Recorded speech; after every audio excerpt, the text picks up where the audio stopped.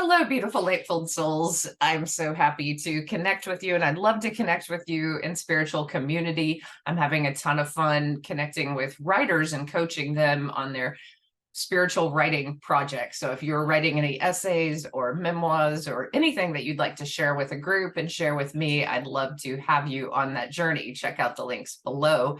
What I'm going to answer today is a common skeptic's question of why do psychics and intuitives not win the lottery? But before I can answer that question, I have to explain what intuition is. So I was not guided by intuition before my near-death experience, but I was guided by deep longings in my soul and passion and a desire to be a great writer and a desire to love someone. There were desires that I had, but I didn't really hear from God, from source, or from angels, or from loved ones on the other side.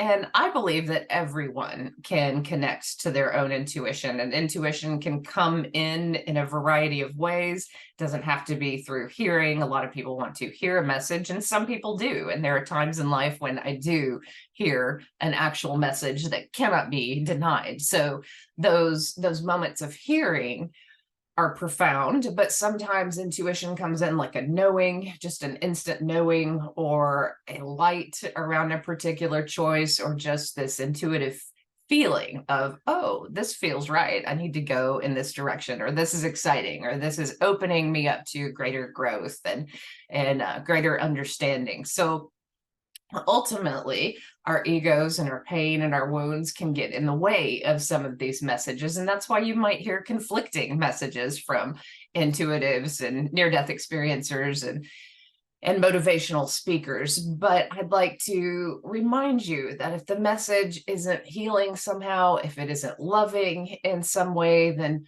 probably there's some ego that has been thrown in there, because what I know of God is that this unconditional love from source is immensely healing, no matter what we're going through on our journey here. And a lot of times this journey is one of great transformation. I'm wearing a snake necklace, snake in the grass. I get the irony.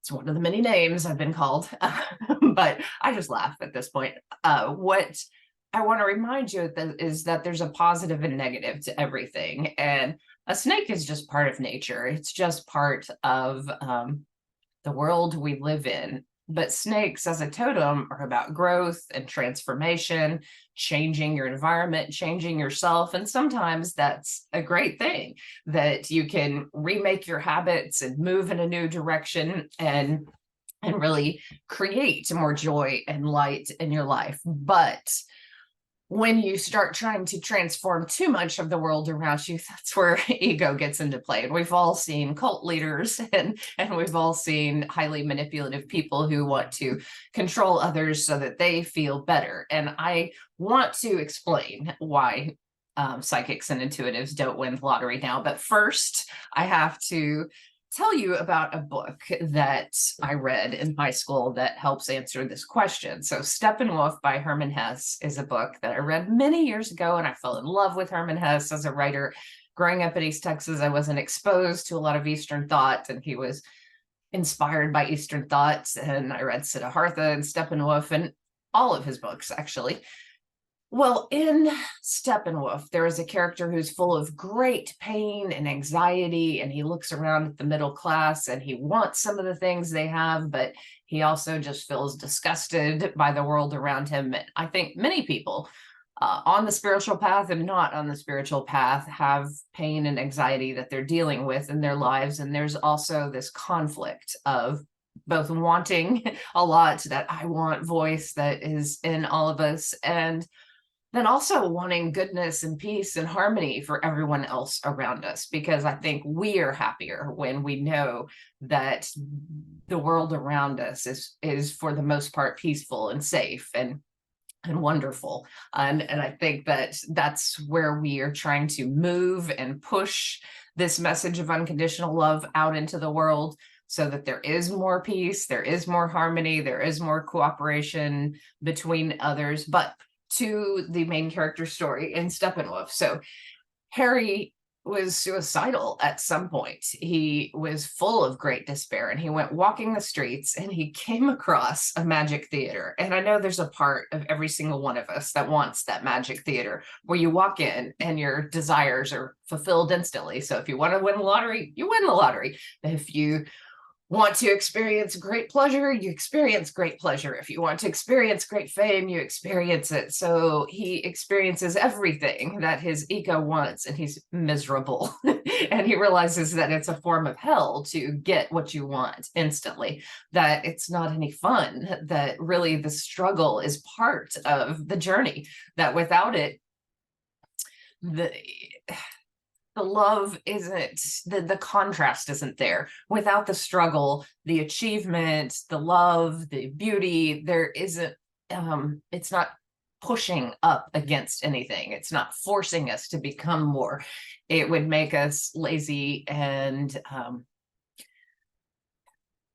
annoying, I think, if we got everything that we wanted. And sometimes understanding suffering creates such a heart space in people that they have a heart for others. And when they survive something, they want to help others survive it. They want to transform the world around them to be better for other people, so that they don't have to go through the same struggles that they went through. And that's part of this journey, is going in the direction of what we do well. And a lot of people want to know their soul mission, and maybe they contact a psychic to tell them. And you really should simply just be contacting God, like contacting your angels, contacting creator, contacting source, and giving yourself so much love, and going in the direction of your dreams, going in the direction of your soul's desires. And what's the difference between a material desire or a passionate desire, or your soul's desire? Your soul's desire is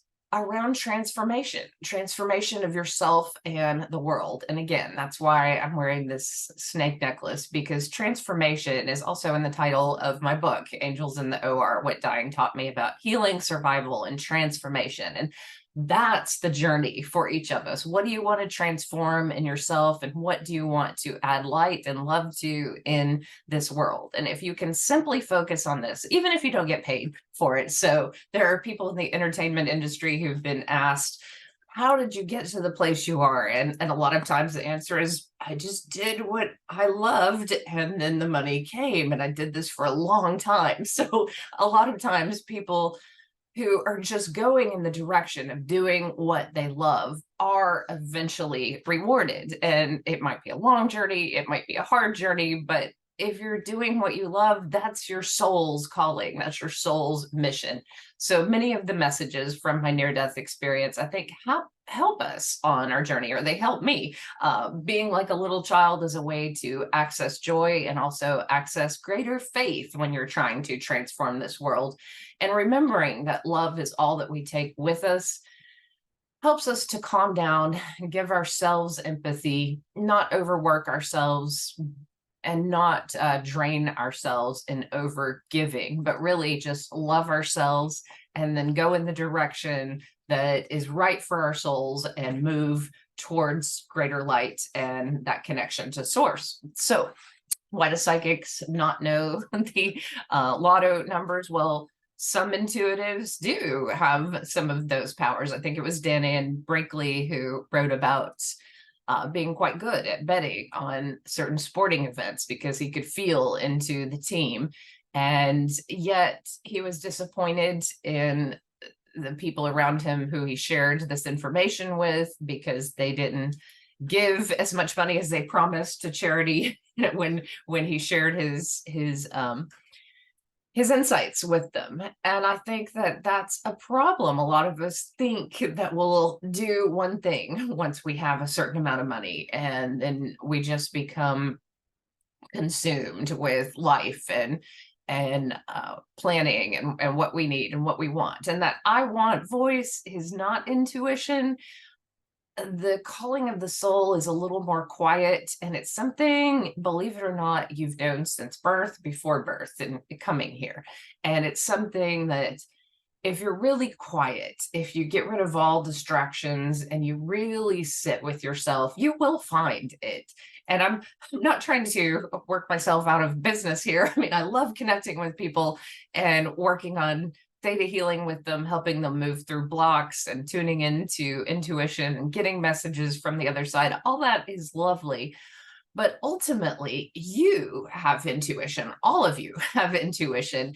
And it may simply just take more meditation, more time in nature, more practice, more courses, being around other spiritual people, listening to how they work with their intuition. But ultimately, intuition is here to bring you more love, bring you more healing, and show you how to share your gifts with the world and how to share uh, what is most important to you with the world and make this world a better place. So I hope this helps in some way, and may you be blessed.